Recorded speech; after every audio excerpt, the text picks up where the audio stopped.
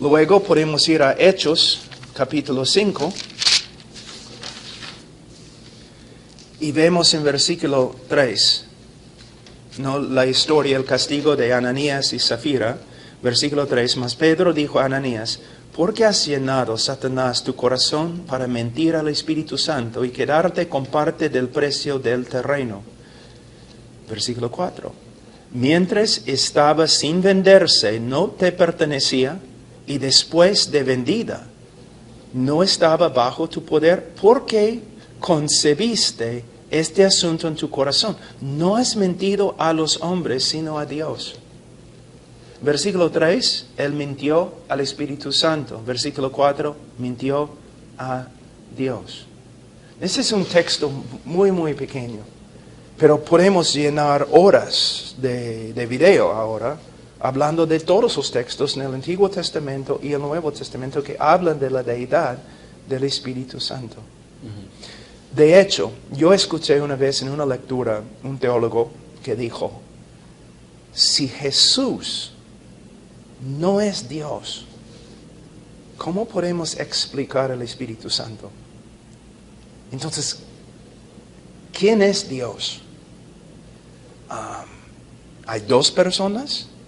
Porque no podemos negar que los atributos de Dios y también las obras de Dios también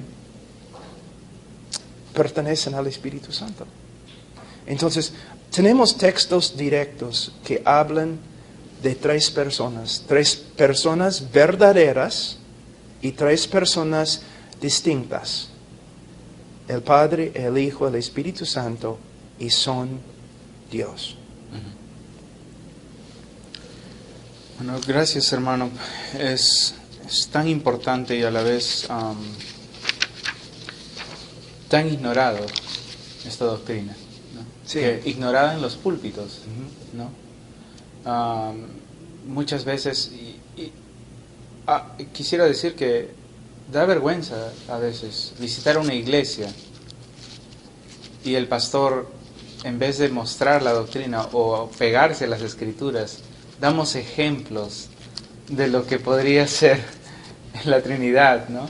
E inclusive caemos en la herejía conocida como el modalismo, ¿no? Sí, bastante. Algunos de los ejemplos. H2O. Ajá, Okay. el agua. Sí, líquido, sólido, hielo y vapor.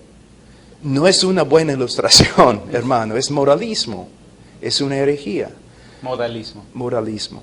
También, ¿qué es este? Viene del pasto y es una sola planta, pero tiene 3 hojas. El trébol. Sí, ¿no? Tampoco es una buena ilustración. Lo que necesitamos ver es que a través de la historia, herejías con respecto a la Trinidad han venido de 2 totalmente diferentes fuentes. Los que negaban la Trinidad, por supuesto, pero también los que trataban de defender y explicar la Trinidad. A veces usaron ilustraciones no bíblicas, antibíblicas. Pero vamos a hablar un ratito acerca de moralismo. Modalismo. ¿Cómo es? Moda. De modo. Modo. Modalismo. Modalismo. Sorry. Yeah. Esa herejía se encuentra bastante en nuestro Perú. El grupo, ¿cómo se llama? Solo Jesús. Los unitarios, creo. En el norte del Perú, en la sierra también. Yo he tenido que hablar con personas que eran víctimas de esa doctrina. Y ellos dicen básicamente que si hay un solo Dios, pero no hay 3 personas distintas y verdaderas, sino Dios se revela a través de 3 diferentes modos. ¿No? En el Antiguo Testamento, el Padre. en el Nuevo Testamento el Hijo, en la encarnación, y ahora en el Espíritu Santo. El problema es que el Padre, el Hijo y el Espíritu Santo crearon el mundo, sostienen el mundo. También hay un texto muy sencillo que demuestra cuán ridículo es esta herejía. Se encuentra en Marcos capítulo 1. Marcos 1, versículo 10. Está hablando del bautismo de Jesús. En versículo 9, y sucedió en aquellos días que Jesús vino de Nazaret, de Galilea, y fue bautizado por Juan en el Jordán. E inmediatamente al salir del agua, vio que los cielos se abrían y que el Espíritu Santo como paloma descendía sobre él, y vino una voz de los cielos que decía: Tú eres mi Hijo amado, en ti me he complacido. Ahora, el Hijo es bautizado, el Espíritu desciende y el Padre habla del cielo. Entonces, el Hijo en el agua, bautizado, el Espíritu descendiendo sobre él y el Padre hablando del cielo. En esta ilustración tan sencilla ya podemos ver que la doctrina es una herejía. Que no es, como ellos dicen, un solo Dios, una sola persona que se manifiesta en tres diferentes modos, sino un solo Dios, tres personas distintas y verdaderas: el Padre, el Hijo y el Espíritu Santo. Ahora, una persona me dice: pero explica la doctrina. Mira, la verdad no depende de mi capacidad de explicarla. La verdad es la verdad. Se sostiene a solas, sin yo. No me necesita, ¿no? Yo solamente, como un hombre limitado, yo solamente tengo que someterme a las Escrituras. Un testigo una vez estaba hablando conmigo y yo le dije: mira, la diferencia es, tú te sientes capaz de inventar nuevas doctrinas. Yo me someto a solamente lo que se revela en las Escrituras.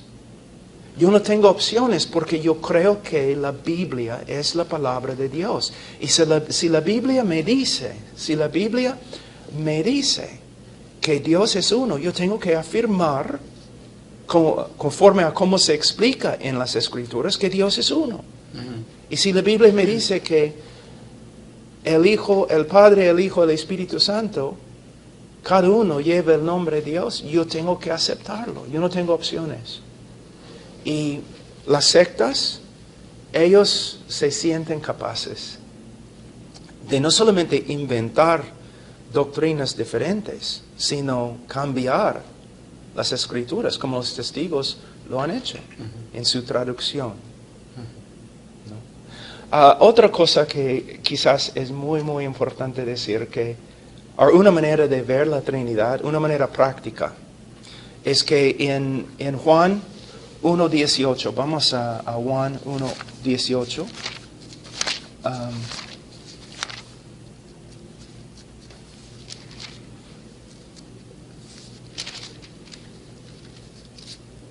Nadie ha visto jamás a Dios. El unigénito Dios que está en el seno del Padre, Él le ha dado a conocer. Entonces, el Padre es el Dios invisible, que según las Escrituras nadie lo ha visto. Nadie. No en su plena gloria. Pero Jesús sí. Y Jesús nos ha explicado quién es Dios. Por medio de su encarnación y por medio de sus obras y por medio de sus enseñanzas. Entonces el Padre es el Dios invisible. El Hijo es el Dios encarnado. Y podemos ver de un texto que ya hemos leído, versículo 1 y versículo 14 del libro de Juan. ¿No? En versículo 1, en el principio existía el verbo y el verbo estaba con Dios y el verbo era Dios. 14, y el verbo se hizo carne y habitó entre nosotros. Y vimos su gloria, gloria como del unigénito del Padre, lleno de gracia y de verdad. La palabra habitar acá se puede, en griego, es más que Él tabernaculó entre nosotros, se puede decir. No, en el Antiguo Testamento, durante los reinados de David, Salomón, durante las épocas del templo, Dios habitó dentro del templo. Pero ahora Dios en su plenitud habita dentro de la persona de Jesús. Y al final, en Romanos 8, con respecto al Espíritu Santo,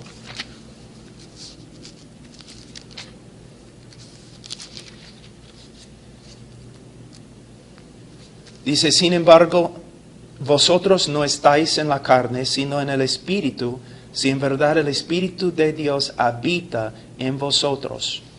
Pero si alguno no tiene el Espíritu de Cristo, el tal no es de Él. Aquí podemos ver que el Espíritu Santo es Dios habitando en nosotros. Entonces, el Padre en el cielo, que nadie lo ha visto en la plenitud de su gloria, el Hijo que nos ha revelado el Padre, al Padre, y también el Espíritu Santo que ahora habita, mora dentro del creyente. Y también en el texto que yo leí hay algo muy interesante. Simplemente escucha lo que dice. Sin embargo, vosotros no estáis en la carne, sino en el Espíritu. Hablando del Espíritu. ¿Okay? Si en verdad el Espíritu de Dios habita en vosotros, pero si alguno no tiene el Espíritu de Cristo, el tal no es de Él. En un texto que no tiene como su propósito principal enseñar la Trinidad, enseña la Trinidad. Entonces es una doctrina en la cual podemos confiar, es una doctrina que tenemos que creer si de verdad somos cristianos. Uno que niega la Trinidad no es cristiano, no es. Como un pequeño paréntesis, estábamos estudiando las Escrituras y esta idea de que a Dios, este Dios invisible, Cristo lo ha dado a conocer. Por un tiempo en mí era como que, bueno, no lo podemos ver porque nosotros estamos en una esfera, en un reino material, ¿no? Pero al estudiarlo, realmente tiene mucho sentido lo que la palabra dice, es invisible, porque nosotros, seres finitos, no podemos captar, no podemos visualizar con nuestros ojos, con la visión, vamos a decir así, a este Dios en su plenitud. Sí. Es un Dios eterno, es un Dios infinito. Y a la vez, el hecho que es el Dios invisible no es el resultado de nuestras limitaciones humanas, sino Él es espíritu. Él es espíritu. Otra cosa, la énfasis que se pone a veces en el Antiguo Testamento y acá en el Nuevo Testamento, que Dios es invisible, es una prohibición contra la idolatría. Cada vez que nosotros creamos una imagen, estamos distorsionando quién es Dios. ¿No? Aún los dibujos acerca de la persona de Jesús. Yo recuerdo una historia en India.